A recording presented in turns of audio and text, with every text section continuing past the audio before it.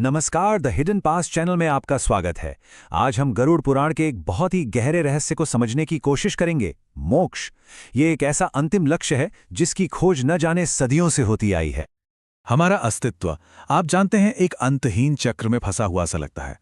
हम जन्म लेते हैं, अपनी जिंदगी जीते हैं और फिर मृत्यु को प्राप्त होते हैं। लेकिन गरुड़ पुराण के अनुसार कहानी यहीं खत्म नहीं होती। बिल्कुल नहीं, मृत्यु के बाद फिर से जन्म होता है। तो सवाल ये उठता है कि क्या इस चक्र से बाहर निकलने का कोई रास्ता है भी? क्या कोई ऐसी अवस्था है जहां ये आना जाना हमेशा के लिए फॉरएवर समाप्त हो जाए? चलिए, सबसे पहले तो इसी चक्र को थोड़ा समझते हैं। इसे संसार कहते हैं और जानते हैं ये चलता कैसे है। हमारे कर्मों के बंधन से। हर जन्म में हम जो भी करते हैं, अच्छा या बुरा, वही हमारे अगले जन्म का रास्ता तय करता है। और ये चक्र जन्म दर जन्म बिना रुके बस चलता ही रहता है। सुख और दुख, फायदा और नुकसान, ये सब इसी अंतहीन पहिए का हिस्सा हैं। इस चक्र का अंत सिर्फ और सिर्फ एक ही स्थिति में होता है, जब आत्मा अपने परम लक्ष्य यानी मोक्ष को पा लेती है। तो ये मोक्ष आखिर है क्या भला? इसे परम स्वतंत्रता यानी अल्टीमेट फ्रीडम क्यों कहा गया है? चलिए इसे और गहराई से जानते हैं। गरुड़ पुराण इसे बहुत साफ साफ बताता है। देखिए, मोक्ष का मतलब मरना नहीं है, बल्कि ये जन्म और मृत्यु के बंधन से आत्मा की पूरी तरह से मुक्ति है। ये वो अवस्था है जहां आत्मा को परम शांति मिलती है। और ये तुलना तो मोक्ष के स्वरूप को और भी ज्यादा साफ कर देती है। इस अवस्था में क्या नहीं होता? कोई दुख नहीं, कोई इच्छा नहीं, कोई बंधन नहीं। और क्या होता है? सिर्फ शाश्वत शांति, परम आनंद और ईश्वर का साथ। ये हर संसारिक सीमा से एकदम परे की स्थिति है। और ये मिसाल, वाह, ये इसे बहुत शानदार ढंग से समझाती है। जरा सोचिए पानी की एक बूंद के बारे में। जब तक वो अलग है, उसका अस्तित्व बहुत छोटा है, लिमिटेड है। लेकिन जैसे ही वो विशाल समुद्र में मिलती है, वो समुद्र का ही हिस्सा बन जाती है, असीम हो जाती है। ठीक यही आत्मा के साथ होता है मोक्ष में। तो सबसे जरूरी सवाल यह है कि इस परम अवस्था तक आखिर पहुंचा कैसे जाए। गरुड़ पुराण हमें 4 मुख्य रास्ते दिखाता है। आइए एक एक करके इन्हें समझते हैं। ये हैं वो 4 रास्ते।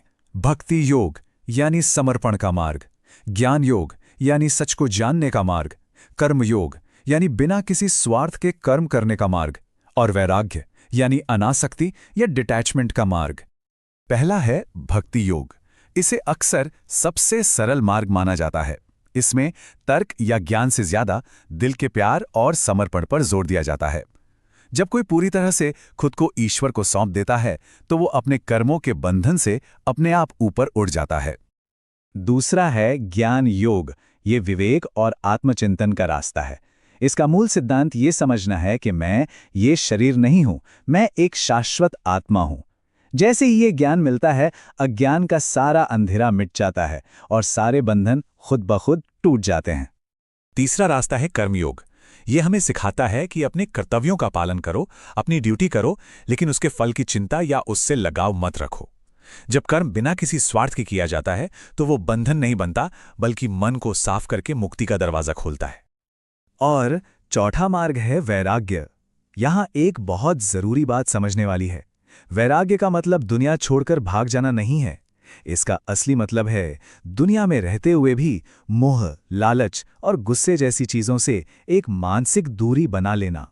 ये समझ लेना कि सब कुछ अस्थायी है, टेम्पररी है। तो मान लीजिए कि किसी आत्मा ने इन रास्तों पर चलकर मोक्ष पा लिया, तो उसे महसूस कैसा होता होगा? उसका अनुभव क्या होता होगा? यहां कुछ अनुभव बताए गए हैं। अनंत शांति यानी ऐसी शांति जो कभी भंग नहीं होती। दिव्य आनंद जो किसी बाहरी चीज पर निर्भर नहीं करता। शरीर और मन की सीमाओं से पूरी तरह से आजादी। और आखिर में समय और मृत्यु के चक्र से परे जाकर ईश्वर के प्रकाश में विलीन हो जाना।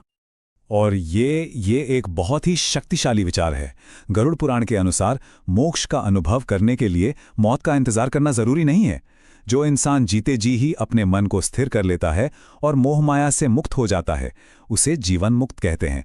वो इसी जीवन में मोक्ष का अनुभव करता है।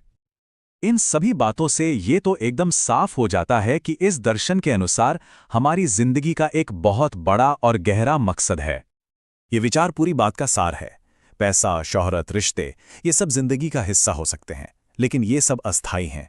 गरुड़ पुराण के अनुसार ये मनुष्य जन्म एक दुर्लभ अवसर है जो इन अस्थायी चीजों से ऊपर उठकर अपने असली शाश्वत स्वरूप को पहचानने और परम लक्ष्य यानी मोक्ष को पाने के लिए मिला है। तो अंत में ये पूरी बातचीत हमें एक गहरे सवाल के साथ छोड़ जाती है। हम सभी हर दिन कुछ न कुछ कर्म कर रहे हैं। सोचने वाली बात यह है कि क्या हमारे कर्म हमें संसार के चक्र में और ज्यादा फंसा रहे हैं या फिर हमें मुक्ति के किसी मार्ग की ओर ले जा रहे हैं। वीडियो देखने के लिए धन्यवाद। कृपया लाइक, शेयर और सब्सक्राइब करें।